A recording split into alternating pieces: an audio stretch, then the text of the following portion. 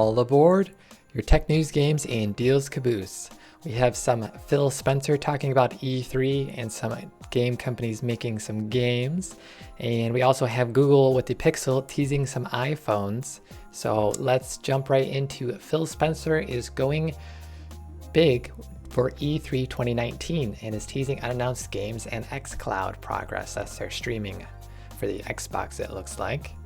And so basically we get Xbox Live Harry and also Phil Spencer talking about some Crackdown 3 plans for E3. And then this was all over the podcast on January 25th. You can check that out. There'll be a link in the description. And the first two major pieces of news that's written here is that Spencer dropped was that Playground Games and Rare, Sea of Thieves and stuff, are working on a new projects. So it's unclear what they are doing, but everyone is kind of hoping for Fable 4, it looks like. So that's also some rumors going around for Playground. So that's everyone cross your fingers 4 times for that, I guess. So I saw what Playground is working on next. I saw what Rare is working on next. That's what he said. And they're also continuing their successful Sea of Thieves, which is getting pretty popular on Twitch right now for viewers wise. A couple big streamers is all that takes though, so we'll see how good they do with their PvP update. So they also talk a little bit about going big for E3. So here's a whole quote, but should we go big? Should we save money? No, we're going to do our thing, and we're going to do and be as big at E3 as we've ever been. So not going bigger, so they're trying to keep it the same level, it looks like.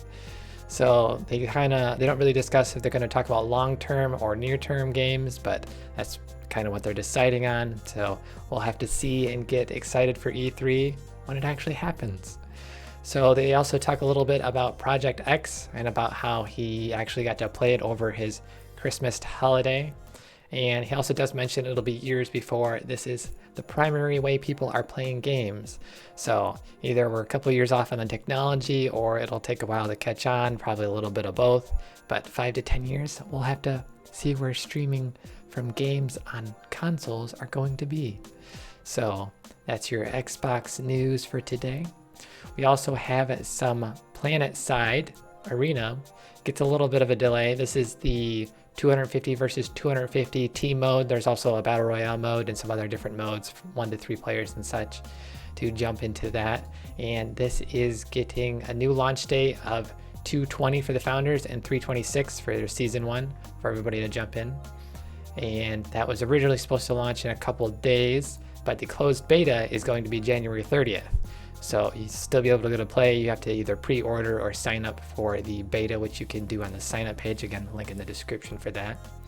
So you can sign up for that. And when does a closed beta begin? January 30th on Wednesday. That's the first one. There's going to be some more scheduling they'll release later. And then there's also going to be more betas afterwards, February 1st on Friday. So we'll see. And they're starting off with solos. So the battle royale style stuff doesn't look like you're going to be able to play 250 versus 250 team play until a couple betas in or on the February 20th launch. So and expand including additional modes. So maybe in the beta we'll see other modes. But that is your PlanetSide Arena update. And we also have another game style thing. There's been a lot of copyright style dances and stuff going on with Fortnite, and now we have one from Ring of Elysium. This is Bro. This is another big style battle royale, and that's on Steam. And apparently they photoshopped a picture of May, and basically it looks pretty similar. This is the actual character in game, Lynn, and then here's the actual person, and there's a lot of similarities that you can look at. The hairstyle is pretty similar on the right and left sides. They have a slightly changed color and added earrings are the 2 big changes aside from the actual design, but the overall baggy hoodie is the same. The folds on the face mask, one across the center, the top and bottom, has a 2 little fold right there, and the eyes and the eyebrows and everything else is pretty similar, and here it is actually in game. And they also did a purpley style hair, so the color is pretty similar too. You'd have to argue with different hair colors. So we'll see what happens with this. I believe that's already been mentioned that they're investigating it somewhere on Steam and stuff, one of the Steam manager people. So we'll see, not Steam manager, Steam people for the Ring of Elysium. So we'll see where this goes, but she's not exactly starting a lawsuit, but she did want to raise awareness. So we'll see if this turns into a lawsuit or they change it and everything stops getting copied, and we'll have to see for that. And let's jump over into some tech news, a couple tech newses. We have Google is trolling iPhones a little bit with their Pixel, and they did a little commercial just 2 days ago. And we have a song that's going to be muted, but we'll sing it a little bit. Flash,